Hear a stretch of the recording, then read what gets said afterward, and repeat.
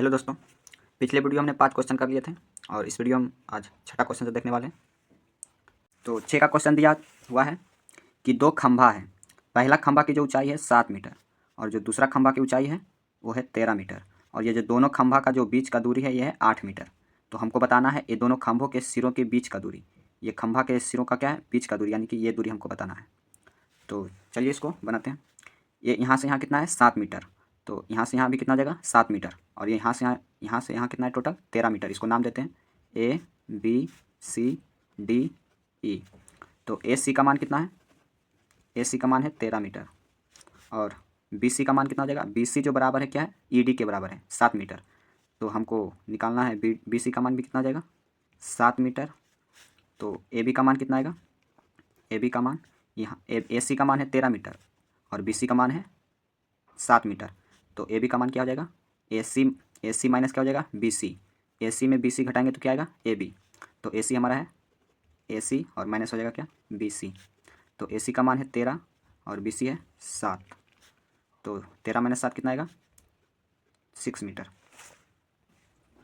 तो AB का मान कितना गया 6 मीटर और DC का मान कितना है 8 मीटर। तो DC 8 मीटर है तो EB भी कितना आ जाएगा 8 मीटर और यहाँ पर कोण कितना बनेगा 90 डिग्री क्योंकि सीधा है। तो EB का मान भी आ गया कितना 8 मीटर क्योंकि DC के बराबर है और यहाँ से आ जाएगा ये 90 डिग्री। तो AB का मान है 6 मीटर और EB का मान है कितना 8 मीटर। तो हमको बताना है EA का मान। तो यहाँ से हम थेल्स प्रमेय का यूज कर लेंगे। ये जो है कर्ण है और ये आधार हो जाएगा और ये हो जाएगा लंब। तो थेल्स प्रमेय क्या कहता है, कर्ण का स्क्वायर इक्वल टू क्या होता है लंब का स्क्वायर प्लस में आधार का स्क्वायर। तो लंब हमारा कितना है 6 मीटर, 6 का स्क्वायर करेंगे कितना आएगा 36 प्लस आधार का 8 का स्क्वायर 64 और जब स्क्वायर हटेगा तो क्या आएगा अंडर रूट में कर्ण इक्वल टू 36 प्लस 64 कितना जाएगा 100 और 100 का वर्गमूल कितना होता है 10। तो कर्ण हमारा कितना आ गया 10 मीटर। यही हमको निकालना था EB का मान। EA का मान 10 मीटर, EA का मान कितना आ गया 10 मीटर। तो 6 का राइट आंसर क्या हो जाएगा ऑप्शन A। 7 का क्वेश्चन है, किसी मीनार की ऊंचाई 10 मीटर है, जब सूर्य का उन्नयन कोण 45 डिग्री हो तो मीनार की छाया की लंबाई जमीन पर क्या होगा। तो 7 का क्वेश्चन दिया हुआ है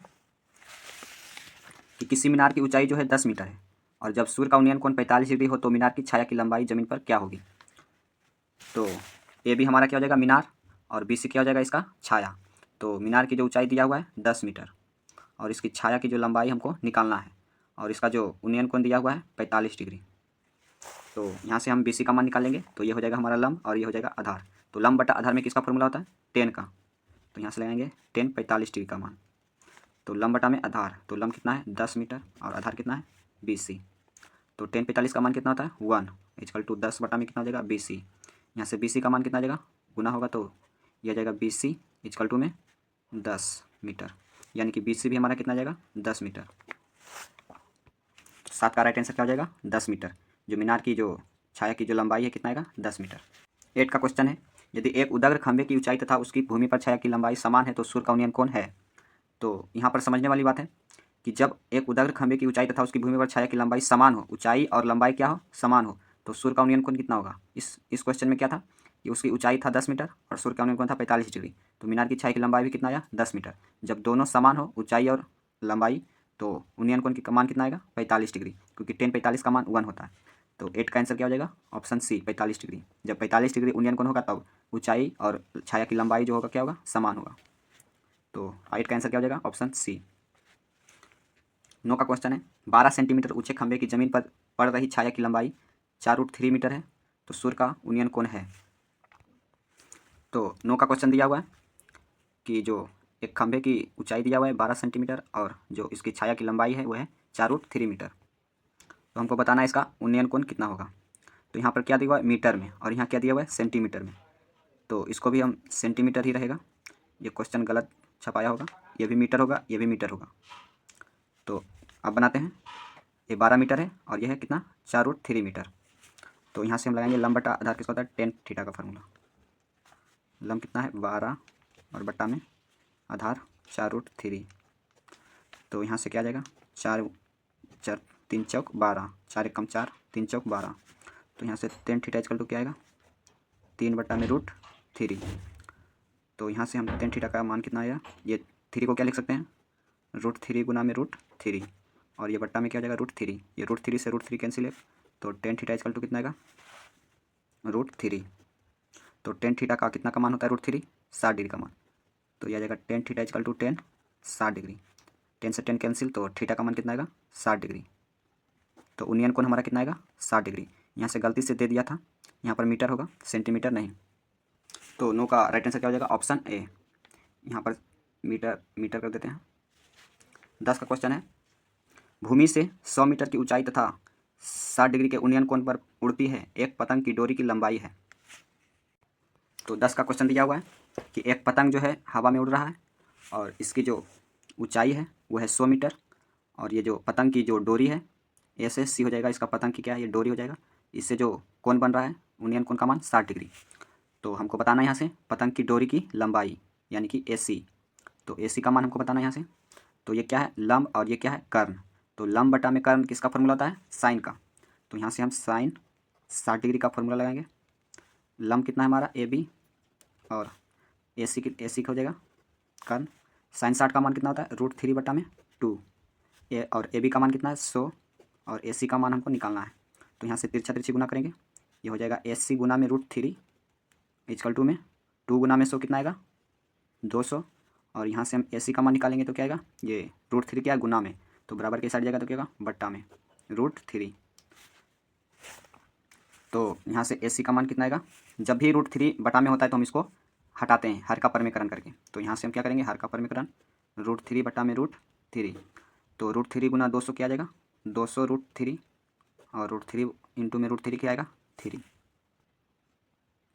तो 10 का राइट आंसर क्या हो जाएगा, ओ यहाँ पर दिया हुआ है बटा में √3, इसको हर के परमीकरण नहीं किया है। तो इसका आंसर क्या हो जाएगा, ए सी में यहाँ से हर का परमीकरण नहीं किया है, इसका आंसर इतना ही है, 200 बटा में √3 मीटर।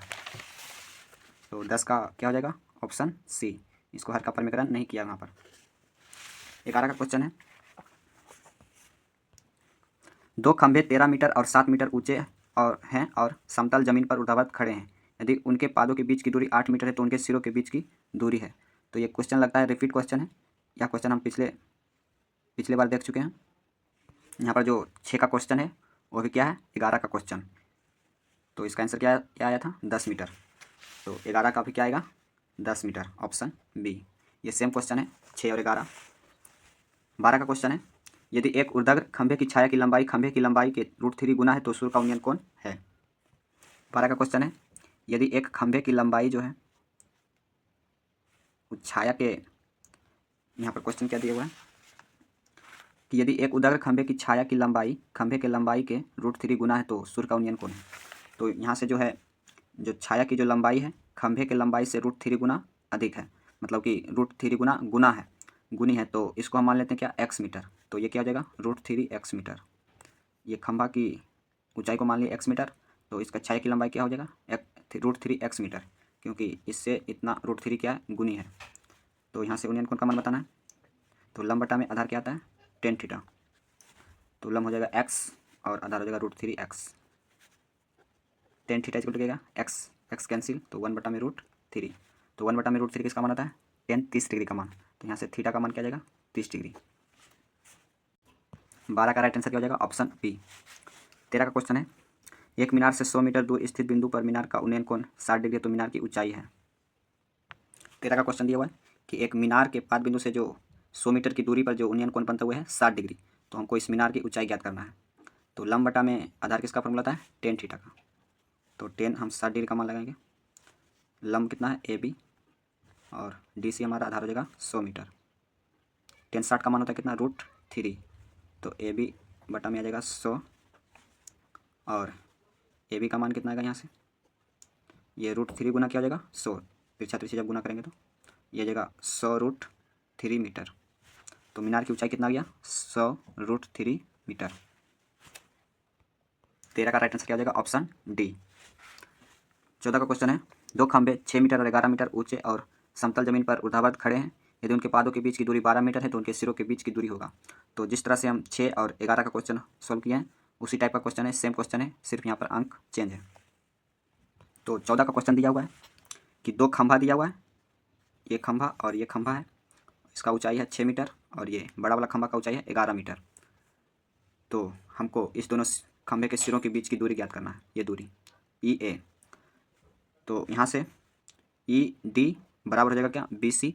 तो E D equal to B C equal to कितना है 6 मीटर और ए सी का मान कितना है 11 मीटर। ए सी का मान कितना हो जाएगा 11 मीटर। तो हमको ए बी का मान क्या आएगा, ए सी माइनस क्या हो जाएगा बी सी, ए सी माइनस बी सी। पूरा में से इतना घटा देंगे तो ए बी बच जाएगा। तो यहाँ से ए सी का मान कितना है 11 और बी सी का मान है 6 मीटर। तो 11 माइनस 6 कितना आएगा 5 मीटर। तो ए बी का मान आ गया 5 मीटर, ये आ गया 5 मीटर। और डी सी का मान कितना है 12 मीटर। दोनों खंभों के जो बीच की दूरी है वो 12 मीटर। तो ये 12 मीटर है, तो ये भी कितना हो जाएगा 12 मीटर। तो त्रिभुज हम ए बी ई में देखेंगे, अब ये हो जाएगा 90 डिग्री सीधा है। तो हमको बताना है ई ए का मान। त्रिभुज ए बी ई में हम लगा देंगे क्या, थेल्स पर में। त्रिभुज ए बी ई में थेल्स पर में का यूज करेंगे, ये है कर्ण, ये हो जाएगा लंब और ये हो जाएगा आधार।